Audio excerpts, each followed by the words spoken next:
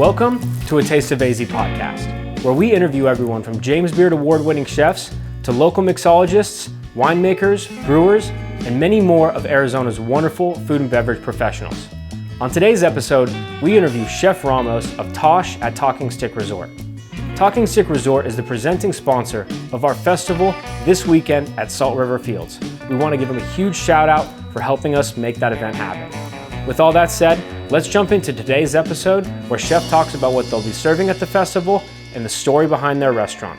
Let's get into it. All right, so we are here at Tash. Tash, yeah. What a place. Like, if I wish camera technology was a little bit better, because if we turned it that way and we saw the view of this view that you guys have here. There's no buildings in front of this place. No. You can see all the mountains, the sunsets. Yeah. Here are amazing, man. Oh, yeah. And like during summer, on the left side of the restaurant, you can see the wild horses going around. Oh, over this way? Mm-hmm. We have more than 400 horses running around. There's something special about that. I love seeing the wild horses. Yeah. Yeah. I love the wild horses. They're for adoption if you want one. Oh, yeah. You have to corral it yourself, though. You have to. Yeah, you have to. But those horses are savage. I mean. Yeah. Dude, any animal that lives in the desert and just free range, that's impressive. Well, hey, man, Chef Julio, cheers, man. Well, cheers. Cheers to these NA cocktails that you guys make cocktails. here at Tash. Yeah, we're professionals here. We're trying to, we're enjoying an NA cocktail here.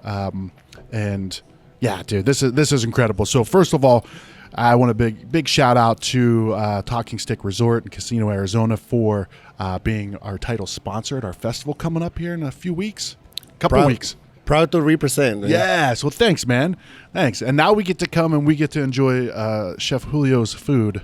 We got to look at it for a little while before we start eating it, but so it's the cravings. I know. Start working. Start hear drool going on the microphone, but yeah, man. So thanks for having us in. Thank you to the team at Talking Stick Resort Casino, Arizona, yeah, man, I am excited for this episode. So once again, thank you. So what is this? We got cucumber and rosemary in there. Cucumber rosemary is like porch. That's a nice drink. Ooh, that's refreshing. Yeah. Of course, an NA, but you can add your vodka, your rum, your gin on it. And it's like sitting down on a porch on a really freezy day. Not cold, not hot. Just enjoying a drink. Yeah, I like it. I think that's what the rosemary does a little bit, right? Lets you know that like it's winter here in Arizona. Yeah, our version of winter. Doesn't feel like it, but yeah, it is winter. yeah. Well, Chef Julio, so are you originally from Arizona? No, I'm from Mexico. Okay, gotcha. Where at? Where'd you grow up? Northern Mexico is the state is Sinaloa. Is the border is Sonora. The next state is Sinaloa. Okay, yeah, so, yeah, that's where I'm from. Gotcha. Okay, and what was your childhood like? Where it was food My always a piece of it? Was a lot of food all the time. Yeah.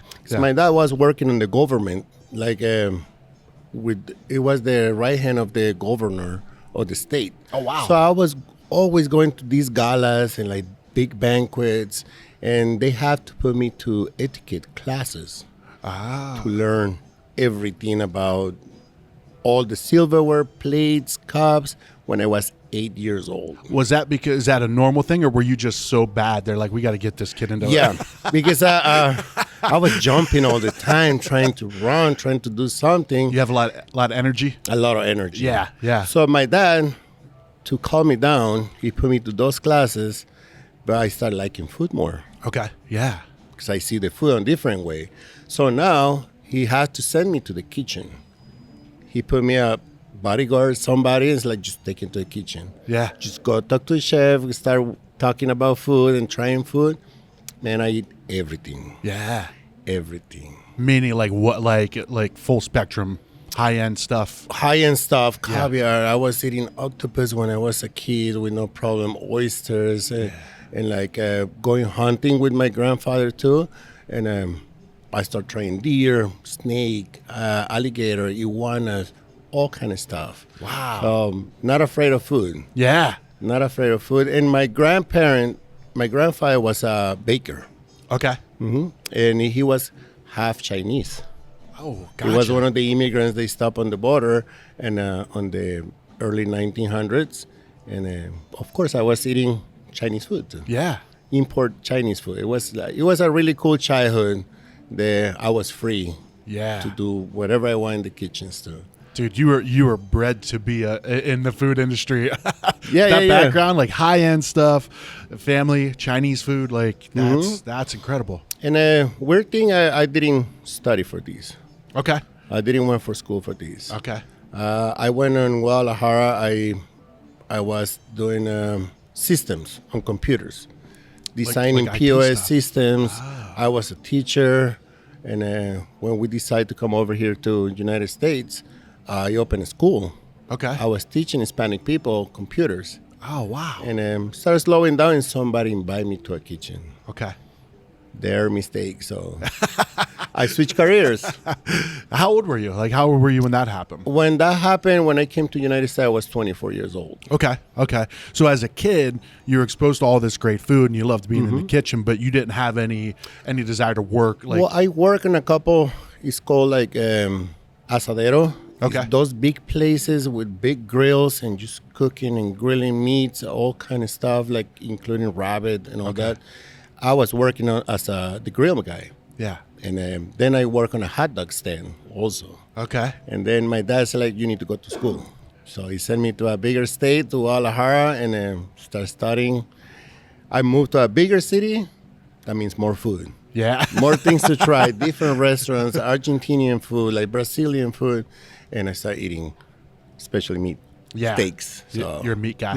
Yeah, yeah. So I always had that part of me. I always have a grill. I always doing like these big barbecues for my friends and like special seafood too, like fresh seafood. Yeah. I enjoy cooking all the time. So it was always part of me. Yeah. So even though you were in school for another thing, food was still a big part of your Yes, life. always. Yeah. My grandma, my tias, my aunts, they always teaching me because I was in the kitchen with them. Yeah. All my friends, all my cousins, they were playing outside, and I got tired and I go inside and start cooking with my tias. So Yeah. it was fun. Dude, that's awesome. Yeah. So what did you like to do like as a kid? Like what are some of the things you like to cook? Like obviously you like to grill the meats. Yeah. Always grilling. Yeah. Always fresh seafood. Okay. Yeah. And cool thing, I was allergic to shrimp. And my grandma kept giving me little pieces of shrimp when I was a kid. So the allergy went away. After that, I can't stop eating shrimps, man. Yeah. Ever since? Ever since. I always go crazy. I've been on a big chips fishing shrimp. Okay. I always going fishing and hunting with my grandparents too and my father. Yeah. So they teach me all that cool part to respect the food also. Yeah. I like that. Yeah. Respecting the food and the source, where it's coming from and all that. It's a really cool thing to learn. Yeah, absolutely. And I feel like that's what kind of the way a lot of food and beverage is going now, being more conscious of not just like what you're eating and what you're serving people, but like how is it sourced? Like how is it like Chula seafood? Chula seafood. There's their story about how they get their swordfish. Now they have their own chips. Yeah. That's a cool part. I've been with them. I buy food sometimes for them. Okay. And but the vendors we have, I try not to get frozen stuff. Okay. Yeah. Especially working in a casino, Yeah. we have more freedom to play with food, Yeah. to get the quality ingredients, the freshness on the seafood and the meats and all that.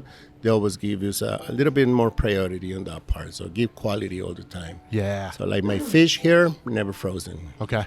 Yeah. I order, they send the order to a ship. Next day it's on the airport, and then we cut it the next day. Wow. That's Never fresh. frozen. That's fresh That's in Arizona. Yeah. Right? Yeah. People are like, how do you get fresh? Like you think it has to be frozen, right? But it doesn't. Like it just, takes a little more effort, right? And then you got the Well, they the got systems research, in place. we need to do the special research on all those ingredients too. Yeah. Yeah. So, all right. So you go to school for the technology side of things, or the System is like engineering on systems, Okay. designing, and Yeah. then I start teaching. Okay. I work in a private school. Here where- in Phoenix. That was in Mexico. When I Okay. came here, I met my wife, and we got married. We got pregnant, and she said, like, let's go to the United States. I'm a U.S. citizen. I was like, well, okay, let's go. I asked for a couple weeks as vacations. Okay. And when I got here, they called me. The school closed in Mexico, so I started my application to become a U.S. citizen. And they give me my work permit. They invite me to a kitchen. Yeah. And I start working in kitchens. Okay. So yeah. the first one was a buffet chain. Like, I don't know if we can say brands. Yeah, absolutely. I was working for Golden Corral. Okay, gotcha. Then it was like fun. But it was like pre-made food and a little bit of grilling and all that. Yeah. Then they invite me to Cheesecake Factory. Okay. Yeah. Cheesecake Factory, I opened a couple of Cheesecake Factories. I become the A team. So I start learning and all the systems of Cheesecake Factory. Okay. And they invite me to open more through the United States. So I opened like 8 different cheesecakes. Okay, nice. In different states. Then I came back and they give me Rosati's pizzas, Chicago style. Okay. I become a store manager. I become a district manager. I was managing 2 different states on pizzas. Yeah. So that's my passion for pizzas. So I started spinning pizzas like crazy to the ceiling. Yeah. So I still do it every day. I enjoy making pizza like crazy. Eat pizzas here? Mhm. Yeah. Okay. I have pizzas. I have a really nice wooden oven over there with a wood fire. Yeah, I can see And, the flames flickering right now. Yeah. The cool thing, they give me this restaurant during the pandemic, so I have a lot of time to design the recipes. So that's Tosh. Tosh. Yeah. Okay, yeah. So when I left Rosati's Pizzas, I came to the casino. So I said I want more established company, and I Okay. started working on the poker arena. Okay. Then they promote me, and I become the sous chef of the Wild Horse, the Wonder Horse Buffet. Okay. Then from there, I left the company. Okay.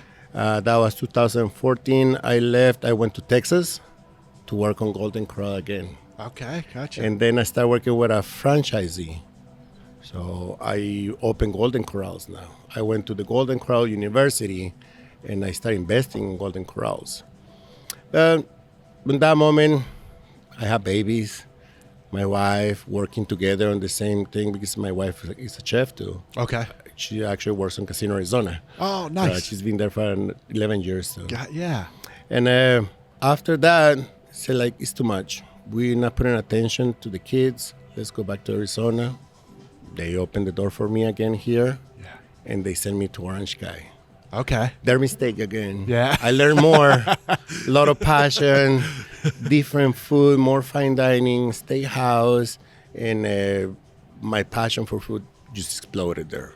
So like you enjoyed it obviously up until then, but something happened at that point where you took it to the next level. So it became too much as a business instead of enjoying my work. Yeah. Once I came back and they gave me the opportunity to work on Orange Sky, my mind went crazy and I started loving my job, enjoying my job, learning, cooking, tasting, everything. Yeah. So it was really, it was an experience for me working on Orange Sky. Yeah. And then they become a sous chef on Orange Sky. Okay. Doing big parties, wine parties, like farmers, wine tastings. Nice. It was really, really nice. Yeah. And then that happened, pandemic hit us. Changed everything. Changed for everything. everybody. Yeah. But for me, I think it was more like a blessing. Okay. Yeah. Because once the pandemic hit, they start working on this place. On Tosh. Mm-hmm. Alongside Orange Sky? Like Yeah. it was going to be both? It Yeah. was Okay. a new project they give us to us, start working on it and helping on the design of menus. And I said, yeah, of course, I will help. Yeah. I never thought I was going to become the chef Yeah. of this place. So I pretty much designed almost the whole menu. Okay. So they give me 8 months to develop a whole menu, which is weird. Normally you don't get that in the industry. Meaning like And it's a lot shorter time you usually get? Yeah. Yeah. So like I did a lot of investigation, a lot of cool ingredients, a lot of pizzas. Yeah. Eating pizzas every day until we. Sounds like my world, but like my dream, dude. Yeah. It was a dream at the beginning, and Yeah. then right now I enjoy the pizzas again. But it took some quite time to get the perfect pizza, the perfect dough, hydration, and then looking for the perfect wood, which we use now, white oak and Okay. olive. So these are more dense. They last longer, not too smoky. Okay. And so we get like a really high temperature oven now. So it's really cool. That's interesting. Like I've heard white oak, because white oak is there's a lot of white oak in Arizona, right? Yeah. But olive, I don't hear that often. Like, people use pecan or cherry or apple or mesquite or whatever. Yeah. So I like olive. I mean, we've got Queen Creek Olive Mill right down. So that's one of the places we get the olive trees. We want something that's not like a really high flavor profile on the smoke. Okay. So we want to keep it neutral. Yeah. More natural on that side. So like mesquite's it's intense. It's intense. Right? Yeah. More like smoking, barbecue, and all that part. Yeah. It's fun to do smoking too. Yeah. I see your face lights up when you talk about the creation of food, man. I see why you're the guy here. I enjoy my work, and plus they pay me too, so it's fun. That doesn't hurt, right? Yeah, I'm glad that I switched careers. I enjoy this place, and they take care of us really good. So yeah. Why not? So when you get this opportunity to, well, first of all, to kind of backtrack a little bit, it seems like with the other, Cheesecake Factory and Golden Corral, you learned a lot. I mean, those places have to be such great systems, right? Like for you to be able to open up stores and they've got systems in place, right? Yes, so sure consistencies and all that. Yeah. It helped me a lot. Yeah. All that helped me a lot. Like, how to design systems on my own kitchen. Okay. How to keep the consistency, and I see the ingredients on a different way too. Yeah. So I started developing my own recipes, and then keep them that way all the time. Yeah. So that's a cool part. Like the recipes, I wanted really perfection on recipes, but once my cooks start plating, I give them freedom. Okay. So play with your food. As soon as you have all the flavor profiles, the food looks cool and natural, do whatever you want. Okay. Yeah. So I give them the freedom to do that. In what way? Like what kind of freedoms? Like on the design of the plate. Okay. How they're going to design it and all that. When you have the opportunity to come over here on Tash, it's more social. It's more like, for me, it's like my friends coming to my place and eat. Yeah. The food, it looks more like homemade, but still like a really cool appearance. Okay. Yeah. And of course, I need you to enjoy that part first. Yeah. And a lot of people, that's what they say. They feel it when they're eating the food. For sure. It's different. Yeah. Yeah, because you look at something, I mean, like this. Like, I've been looking at this, like, man, just beautiful. Right? So simple, right? Yeah. Yeah. So what is this? Like, what do we got here? So this is like mini pita breads. Okay. It's going to have picanha. Picanha is between a tri-tip and a tenderloin. Okay. So it has a little bit of fat. It has more flavor. For me, it's better than a tenderloin, and it's better than a tri-tip. Okay. Because the fat content on it. It's higher fat content than those two cuts. Yeah. Okay. So it's really, really juicy. It's really tender. It's really easy to eat also. And we have a little salad, like a shawarma salad. It's lettuce, tomato, and onions, parsley. And we finish it with a cilantro dill tzatziki on it. Ooh. Then just a drizzle of rosemary, olive oil. You don't need nothing else. I love just it. a couple drinks and that's it. Yeah. Perfect. Yeah. So this is going to be something you're going to be serving at our festival? We're going to be serving this on the festival. Yeah.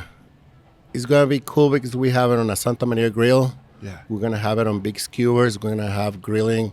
And we're going to be making this thing on site on the moment. Ooh. So you're going to be seeing this and tasting this. Dude, you're going to draw people in with that smell. Like, what is that? Is that meats? It's a lot of the vendors, they always say, like, you're not scared putting meats on a event for 1,500 people, 1,000 people. So like, nope. Yeah. I want it to taste the real thing. Yeah. I don't want nothing cold. I love it. If it's gonna be cold, it's gonna be a dressing and a salad. Yeah. Then I put meat on top of it. So. Yeah. Right. If it's cold, it's meant to be cold. Right. Yeah. Yeah. Last time we did a couple of events, we even bring like whole pigs. Okay. And start roasting pigs in front of people. So yeah. Dude, that was cool part. That was my childhood growing up. My parents would always, if they had like a party, they would do a pig roast. Oh my God, I love those. Me the too. ears. Yeah, yeah. They're perfect. So, When you get this opportunity at Tash to open the place up and design this menu, right? And you said they gave you 8 months to design the menu. Where do you even start? Like, because do they give you a blank slate, or do they say, hey, we want, this many beef items, this many chicken, or do they just let you run with it? Well, when they open, I start studying the name of Tash. Tash is coming from the language of the tribe, the Odoham tribe, and it means day, light, sunset. Okay.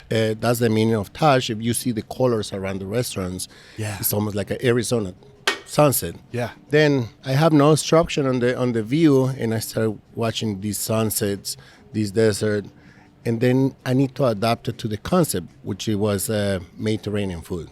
Okay. So I said, okay, I'm gonna start adapting like the Southwestern ingredients with the original ingredients of the Mediterranean. So I took just a trip through the whole Mediterranean, studying in the computer, ordering ingredients, trying new recipes, and I got a little piece of every Mediterranean city. And I keep designing the menus around that part. Okay. So it's Mediterranean food, but it's more like I want to make it more social on the vibe of these restaurants. Sure. How do you do that? How do you do that through the food? Well, some of the items are shareable. Okay. So we start with like the meze board. Meze is from the Middle Eastern. Meze means share food. So it's a board full of vegetables that I fire on the oven, on the wood fire oven, and I put different spreads from hummus to baba ganoush, caponatinas, all that kind of stuff, and a couple pickled vegetables. Yeah. And bread that we make fresh on the same oven. Ooh. It's almost like a flat pita bread, naan bread. Yeah. That we make it fresh. Every time that you order a meze board, you get fresh bread. Ooh. So we drizzle it with the olive oil and a little bit of za'atar spices. There you have. Yeah. You have a little bit of Middle Eastern starter over there. I like it. So, and like you said, social too. It's like it's in the middle of the table. Everybody gets to grab some. Everybody get to grab some pieces on there. Yeah. We have a couple dishes like that. We have one is really unique. It's called Torre de Fuego. For me, chicken wings are boring. Okay. Yeah. Once I start doing this thing. So I did chicken legs though. Yeah. The whole chicken leg, I dip it on rice flour batter. Then I fry them. Then I dip it on a sweet chili sauce. I put it on a skewer, but it's standing up. And I put a couple spreads on the bottom. I go to your table. I drop some love. Boy, it's more like Everclear. Okay. And then I set it on fire in front of you. Ah. So dang, everybody that's a show. Get really excited when they see it. It's like, wait, let me get my phone out. Yeah. Let me see it. And then it's the taste. Yeah. They hit you with all that crunchiness and spices and sweet. And the pickled vegetables, it has everything on it. Yeah. So they start sharing that item also. Oh, man. Just a visual masterpiece too. Well, we wait for you tonight then. Yeah. Yeah. Well, you guys have a big party coming in tonight. That's really cool that like you guys are able to like you can rent this whole place out like, for your work or whatever. Well, we've been increasing since we opened on that area of banquets. I don't want to call it banquets. It's more like a social events for me. And it's spilling this on myself. It's okay. That means you're enjoying it more, right? I like the social experiment of that part. I don't like the banquet style. Okay, sure. So I always do it more organic. I don't like stainless steel. I don't like the all those chafers. I prefer my cooks being out, my chefs going out and cook for them, serve them, and explain the food. Yeah. I never put science on my food. Okay. I rather my cooks and my servers to explain Ooh, I like that. the guest what they're eating and see the experience and the smelling and seeing the food on a different way. I think they enjoy it more. Yeah. And big companies, they've been here. They rent it, they close it down, they can transform the whole space. And this big companies, they come over here and they want to put a reservation on the tables for the specifics for the CEOs and all that. So like, I don't want that. What do you mean? It's like, cut it off. Everybody's going to see each other through the whole restaurant. Yeah. They can see whatever they want. They can move and they can meet different people instead of like a sitting down and they just put a plate in front of you. Yeah. And make it boring. Just make it more more attractive. I like that. Right. It's like a reception style. Yeah. I mean, I feel like that's what, I mean, it sounds like that's what you had growing up. That's what I had growing up. You know, my grandmother was, you know, Italian and French. And so everything was, it was all about the food. It was all about everybody getting together. It was all about everybody, you know, she had a table this size, but we had 12 people around it, you know? So it's the gathering. Yeah. It's sharing the food. That's the good part about it. For sure. Yeah. So I like that. I like that and I like how it just takes it to a next level when you go to a restaurant and you have somebody explaining your food to you, right? Like, you know, you go to a lot of places and you're like, oh, what is this? And then, you know, the server, they'll explain it to you. But other places, like I was just at Uchi in Old Town, and they had all kind, you know, wasn't just the same person bringing your food. It was like, maybe it was this, you know, the sous chef bringing over. They're like, all right, what you have here is this, and this. You know, I recommend you dip this through this sauce and then put a little bit of. I like that. I like being guided. Creates a different experience. It does, and it lets you know, like especially when you have multiple people. You know, maybe one time it's you, maybe it's another time it's your sous chef, and you're like, man, these people, they gotta go. They know what they're doing. I get my cooks to do it too. Yeah. And like, if you see my kitchen, it's a fish bowl. So Yeah. it's glass all over. If I see a customer, if I see somebody new, I come out. Yeah. And I go to a table. I deliver food. I explain food. If the server having a hard time with like specific items or ingredients, I go out and explain everything. Yeah. And then I serve them. And like, they like that part. Because it's something I think we lose a little bit before, the attention and the experience of the chef coming out, talking to you, explaining the food, even like making custom food for you in that moment. Yeah. I want to bring that back. Yeah. I want that excitement of like creating an experience now. Yeah. So, and for me, it's like I welcome you to my place. So I want you to enjoy your experience here. Yeah. So that's what I need. Yeah. So when you have somebody on your team, you know, when you're looking to hire somebody, is that a key thing that you're looking at, that they're comfortable going out and talking with people, or you know, because I know there are some people that love to work in the kitchen because they're in the kitchen, right? And they get to do their thing. They don't have to interact too much with, you know, with the general public or whatever. So is that a key part to? It is. I mean, I study my cooks. Once they are here, I know what they want, what they like. Yeah. And then I start pushing them on different directions. Yeah. But if they like it, when we have those buyouts, I send them to stations and start cooking. Yeah. So, and they love that part of being out of the regular day, the regular line cook, and you becoming a chef outside and talking directly with the guest of what you're doing. I think it makes a difference on them too. The inspiration is out. Sure. Yeah. Well, I mean, that's one of the great things about cooking is, you know, you as an artist, you get to instantly see people's reaction, right? You know, if you're a musician and you create this album, you're like, I hope people like it, you know? True. But with food, you get to see people experience. And I'm sure for up and coming chefs, when they're out and about at these events and they can see this reaction from the people immediately. And believe me, I have that anxiety sometimes being behind the glass. I'm just looking through their faces and see what's the reaction, especially when I bring food that has smoke or fire or even kids.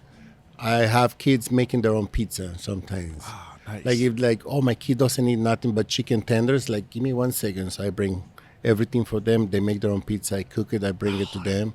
That's and awesome. They start loving their food now. Yeah. They become foodie now. Yeah. So that's the good part too. Nice. Let's take a quick break. Okay. We'll be right back. A real quick reminder, head over to atasteofaz.com and subscribe to our email newsletter. Also, subscribe to A Taste of AZ magazine and get it shipped right to your door. Now let's get back into today's episode. Yeah, man, this thing is, this cocktail is it's a refresher. Mocktail is incredible, right? Yeah. So that is the concept here at Tash. It's Mediterranean with a southern flair, you can say, or is it like? I will add more like casual and modern cuisine. Okay. I start adding like different styles. Yeah. But I still respecting their original recipes and ingredients. Okay. I still try to bring the most original that I can. Let's say the paella that I have. I bring the bomba rice which is the brand is Santo Tomas, is the one they saved the bomba rice on Spain from disappearing. Yeah. And I made my paella from zero, from like mancha, saffron, rice with the chicken stock, clam juice. Then I bring Castelvetrano olives, which is Spain too. I bring the chorizo Bilbao, and I make all this original recipe, but I make my own version. Yeah. If you go to any other paella places, you eat the paellas they have. Okay. Plus, you need to wait until those paellas are ready. Yeah. I design a paella that I can serve it to you in 15 minutes, and everything is original. You even have the socarat on the bottom, which is the burnt rice. Okay. Yeah. And these people is coming from Spain, or they've been eating in Spain. It's like, how you do it in less than 15 minutes? Like, well, that's the secret. I want you to enjoy it. I want you to serve your own paella. You're not waiting like 30, 40 minutes and eat whatever I just make on the back. Yeah. So now you order your paella, you get your paella. Yeah. So it's really, really cool playing with all those original ingredients and then making my flair on that side. How do you do that? Like, what are some of the things you like? Yes, just playing with food. Yeah, playing is the most exciting part of it. Yeah, and like I taste it, I share with everybody when I'm designing a menu. Is somebody like I put on a special, then I share it with my customers, my guests, and even sometimes I come out with a plate just to take a picture, and somebody get excited. Just seeing it, I give it to them. Okay. I give it to the guests, and I get the direct feedback right away. Yeah. So I don't hide on the back on a test kitchen. I just bring it out. Yeah. That's what I want to do. That's who's consuming it. Yes, right. It's for them. And they don't have to work with you every day, right? So they can they can give you the honest truth on that side. Yeah. Of Do you course. get that a lot though? I mean, people like being a great chef, I'm sure all the stuff that you make is incredible, but do you have to push people sometimes a little bit of like, okay, like what do you really think? Sometimes I want to go crazy and bring like really crazy ingredients. Yeah. But I know a lot of people who get scared of it. Yeah. So I bring my back and just calm down and say, calm down. Yeah. So I level everything according to my guest. And of course, I want to bring more people from outside of the casino and bring them here. We're changing the casino food too. Okay. We are not that food court casino. We're not just the buffet of the casino. Yeah. Now we have real restaurants in the casinos. Yeah. So I want to be that part. It's like I want to go to a casino, to the restaurant, then I want to go play. Yeah. Yeah. That's the part. And enjoy, like, have the meal be an experience as well, right? Of course. Not just like quick, grab something off the buffet and get back to it. Like it's like you enjoy yourself. Look out, watch the wild horses, see the view, see the sunset. And the experience, I think we need to start it. I talked to the whole staff. We always need to start it from the very first second. From your hostess, from your walk through the casino to the color stairs. Your experience needs to be from the very first second to the last second you leave in the restaurant. Yeah. So that will create experience overall. For me, it's not only the food, it's not only the drink, it's the whole ambience, the whole vibe. Yeah. And I want the servers, bartenders, busser, hostess, supervisors to be the same way. Yeah. I want it to be the same way. Excited when you receive one of those guests over here. Yeah. Oh, nice. You're just trying to wow everybody, aren't you? I try. I try to enjoy what I'm doing. So. Yeah. You seem like you do. You seem like you really enjoy this. You seem like you enjoy this place, what you do, and that's a good person to have at the helm at the restaurant. Well, one of the things to do that I do different here too, I do cooking classes. Oh, gotcha. Okay. I do cooking classes, set up stations. I do all the hard work, like chopping all the ingredients and gathering all the ingredients. And I make you do a dinner on less than 2 hours with ingredients you can find on a regular marketplace or even in your house if you want to host a party. And they enjoy that part. Yeah. They start with a cocktail. We start making an appetizer. Then we start with your entree. They step out. They go to a bar. They make their own drink. They go back again and finishing the entree and making dessert. Yeah. So they cook here in Tash too. Who does, is that open to the public or is that for We staff? open it for to the public a couple times. Okay. But most of them we do it for players too. Okay. Like VIP players. But we open a couple times for the regular customers. Okay. To pay the experience of cooking a Tash and learning different ways to cook too. So Yeah. simple ways to cook. I would love to do, man. That's Well, you're invited for the next one. please. Yeah. I'm Please. designing new classes for that. Yeah. So I will send you an invitation for sure. Thank you. I would love that. I would have a great time. I don't know how my stuff would turn out, but I think with you guiding me, I think I'd be all right. We have people they never cooked before, Yeah. and then with a paella, with a pizza, with a pasta, with raviolis. yeah. We make desserts. We make chocolate cakes on 30 seconds. Yeah. You can make a chocolate cake on 30 seconds here. How so do you do that? microwave. Yeah. It's something like you can take out of your sleeve if you have somebody on your house coming and you need to host a party. I would show you how to design a party and a party dinner. Yeah. Really, really fast. Man, that's really cool. So how can people if I'm if I live here in the valley, just kind of follow you guys on social media? Do you guys announce it on there? Or? We have social media. We announce it on our webpage of Talking Stick Resort. Then you Okay. go to the dining experiences, and then we have Tash. And when we have special menus and special dinners and classes like that, we post them over there, Yeah. and then just keep track of it. I love and it. I might open new ones Nice. soon. I love it. So, how long has Tosh is fairly new? Fairly new. Yeah. When did Tosh open? We opened right after the pandemic, 2021. Okay, gotcha. Mm-hmm. Gotcha. So, yeah, a few years now. How has it been through the last few years? Because it's up and down for the restaurant industry right now. Yes. Yeah. Well, I think we're growing. People now know Tash a little bit more. Yeah. It was kind of hard at the beginning to get the people get out and dine on the restaurants again. Sure. Yeah. It was everything to go. Everything was like pre-portioned. So we tried to bring that social back when Yeah. we open. Yeah. And I think we have a really good response. We're growing. There's a lot of people that know Tash now. And we're trying to be in the most events we can, Yeah. just to bring the name out of Talking Stick Resort and Tash. Yeah. So like this coming January 25th. January 25th. Heck yeah. Excited to have you guys there. Absolutely. So before we wrap this up, Chef, what are some of the things that you're excited about? Like, maybe a couple of menu items, like you specifically. What do you eat? Like when you're having a meal or something like that, what are some of the ones that you've been into lately? In my house, I have an outdoor kitchen. I have Okay. my grill. I have my griddle. I have even a wok Okay. that I work. There's not a specific one. Yeah. I cook everything. Yeah. But I love grilling. Okay. I love pizzas. Yeah. And seafood. And then the best way to do it is cooking for my family.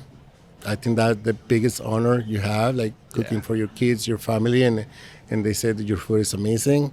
And then it's okay, I'm gonna bring this to my customers now. Yeah. So you test it on them a little bit sometimes, Yes. huh? Yeah. I tested them then too. Yeah. So They'll be honest with you too. they'll be honest. Family, yeah, especially kids. my wife, who's a chef okay. too. Oh, that's So right. That's right. Most of the time, I don't cook at home. Yeah. She's It's my cooking. wife. Okay. Cooking at home. So would you say she's a better? Yeah, she's better. I love you. I love it.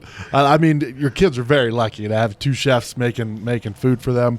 I got some work to do on my daughters. My daughter's very picky with their eating, but my wife is as well. Bring So- it here. I know. Yeah, I need to have them Maybe build they their can own make their own pizzas. food. Yeah, I dig it. Make them work for it a little bit. Yeah. Oh, that would be amazing. Yeah. Yeah. That should serve you. Yeah. So, well, Chef, once again, thanks for having us. All of this stuff, I mean, I can't wait to eat this. The beef that we had, a little bit, is that beef? Or It's like, the same one. It's picanha. so you put together just a pile of meat for my little buddy salsa Luke. on it. Yeah. and that was it. That's why I brought up the chiltepine, because chiltepine is one of those ingredients that, well, you can explain it better, but it's native. It's native. It's the only native from America, the chili from America. Okay. It's the chiltepine. It grows on the Sonoran Desert. Of course, it works between Mexico and Arizona, It's the only native chili from America. Small, tiny, Small, little tiny. pepper. It burns, but it goes right away. Yeah. Yeah, so it's really cool. Actually, we use it. We use it on the AIGA competition. AIGA is the Arizona Indian Gaming Association. Okay. We went against most of the casinos in Arizona, and we won the best of the show. Using chiltepin on it. So on what? What was it on? So the concept of that challenge was Arizona is your pantry. Okay. So using all the most native ingredients on a dish. Okay. So we use mesquite, corn, choya buds, itoy onions. We use the chiltepines. Yeah. We use lamb and tepari beans. Okay. Oh yeah. And they love it, and we won. I say that's a lot of Arizona ingredients. Like you nailed it on. We use more than I think eight Yeah. 8 ingredients we use on it. Nice. So it was a really cool dish. It was an infladita. So it's something you fry. It's like a tortilla. It's souffle. It becomes like a little balloon. Okay. And we fill it up with the tepari beans. We put a lamb barbacoa and the salsa with the chiltepines. And then we made lamb bacon, symbolizing the watermark of the tribe. Yeah. Put on top, choya buds, and it was perfect. Perfect. Man, that sounds incredible. What do you do with the choya buds? I've had choya buds a couple of times, like pickled. Mm-hmm. It's incredible. Like, so good. I boil them for like 45 minutes, and then I pickle them, but like directly with cherry wine vinegar and just olive oil. That's what I use. Okay. Then I incorporate it on a salsa. I use like wolfberries on the same salsa, or just for finishing touches too. Yeah. For me, it tastes like artichoke and asparagus together. Yeah. Yeah. Right. I like the texture of it. Mm-hmm. Got a little bit of a crunch to it. And because to me, they, at least when I had them, they kind of look like the end of asparagus. Like like the little tip of the asparagus. Yeah. Yeah. Right now, it's hard to get them. Okay. I think it's really hard for them to dehydrate them and all that. Yeah. I'm trying to work with the tribe and see if they can bring them back. Gotcha. Bring them back, yeah. Yeah. That would be amazing to put on the menu, too. Yeah. Mesquite also. Well, Chef, once again, thank you. Thank you. We got to wrap this up so I can finally eat this. This is just a taster. Okay. This is like a sample that you're gonna get on the Taste of Arizona. Yep. And we have way more here in the restaurant too. I dig it. Well, if you guys are watching, if you're listening, come to Tash, eat, check out the view, have a drink, have many dishes. It's all incredible. And come to our festival, January 25th, Salt River Fields. We're going to have about 40, I think we have 44 vendors going to be there this year. And lots of food. Hopefully we break record and we get more than 1,500 people. I dig it. Let's do it. Let's do it. All right, Chef. Hey, thanks, Thank you man. so much. Thank you for having me. Yeah, I appreciate you, man. And let's dinner. Yeah. Let's do it.